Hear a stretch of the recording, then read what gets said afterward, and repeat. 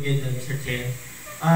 As to Antique, ang mga activities with regards no, sa preservation no, kang ating environment, no, same rule, so with other cooperatives nga we observe kang coastal cleanup, no, ang tree planting and tree growing is usual ng mga activities no, kang different cooperatives no, sa entire province of Antique.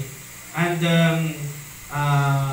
ang mga cooperatives no, sa may Antique are also engaged no, sa agricultural ng mga production.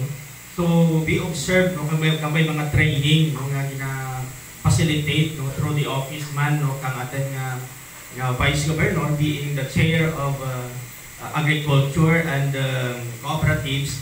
So may mga initiative man no, ang ating local government unit in partnership with different cooperatives with regards sa mga undertakings pertaining to sa mga environment activities. No? So, siguro sa with regards sa mga environment ng mga activities, so mula rin siguro ang mga initiatives undertaken by our cooperatives. Kaya ang iban, we shift no, sa mga usual ng mga activities na gina-undertake no, ng mga cooperatives. So base kung may idugang no, ang representative ng ating office of the Vice Governor.